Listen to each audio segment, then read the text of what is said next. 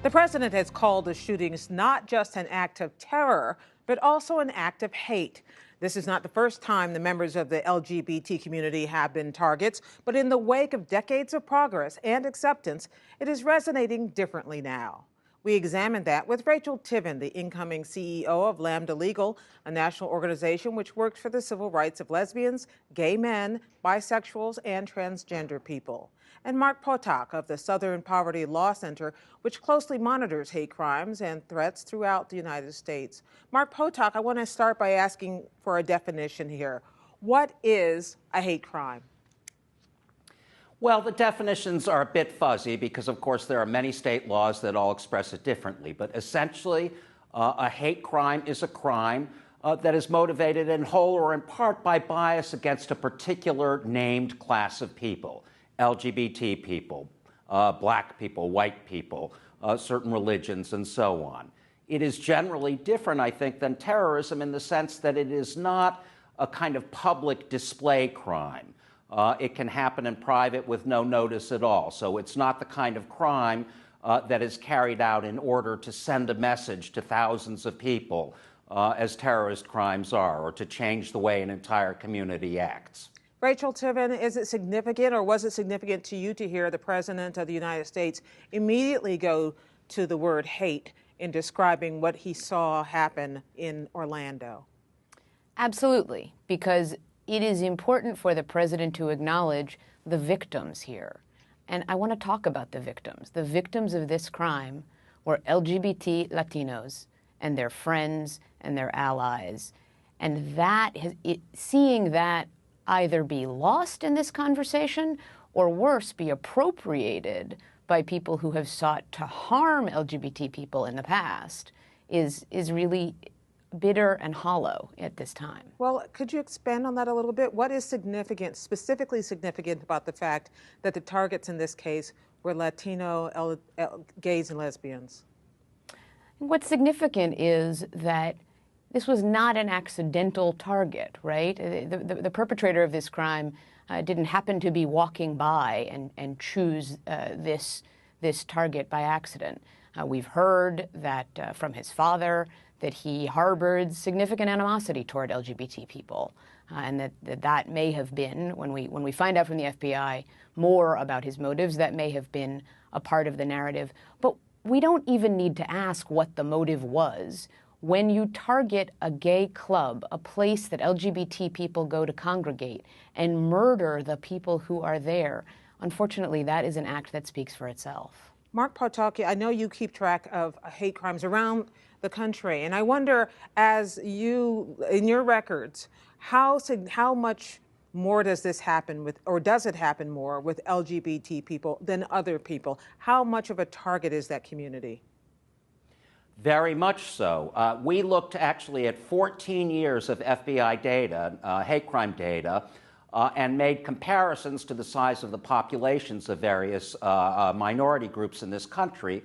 And to make a very long story short, what we found was that on a per capita basis, at least in recent years, LGBT people are targeted for violent hate crimes at a rate of 2 times that of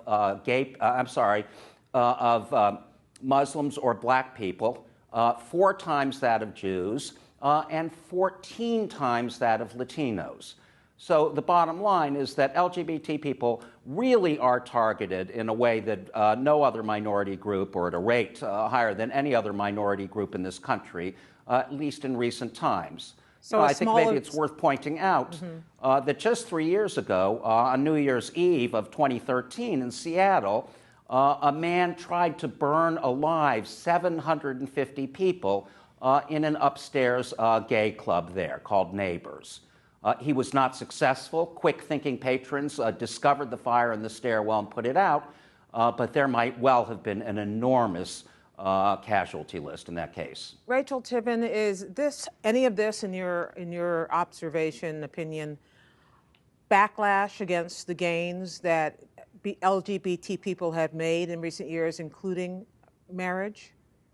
Unfortunately, we have seen backlash. We have seen that in the past year, more than 200 bills have been introduced by state legislatures and localities around the country, not just in a couple of states, seeking to strip LGBT people of equal rights, seeking to avoid protection from discrimination for LGBT people.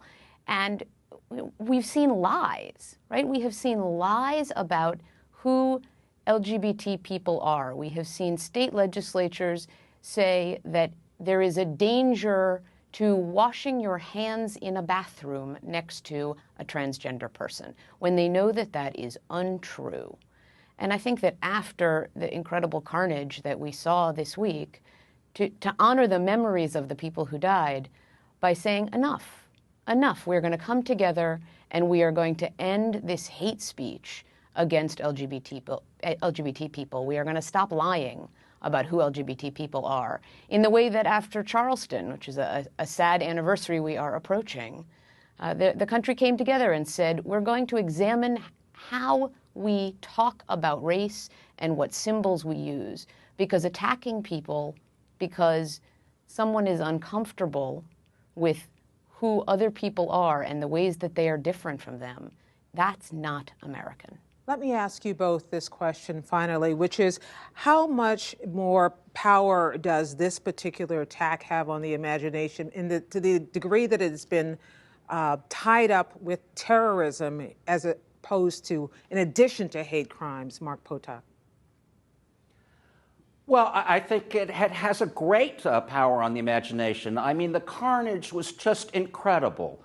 And the mixture of motives. I mean, it seems to me it's very unclear what this man's motives were. They seem to have really been all three strands, a kind of terrorist strand to the extent he seems to have been at least somewhat related to Islamist ideas, a hate crime strand in that it was clearly huge animus directed against LGBT people, and then a mental health or just kind of internal rage strand in which this man seemed to be angry at absolutely everyone around him. And briefly, Rachel Tiven?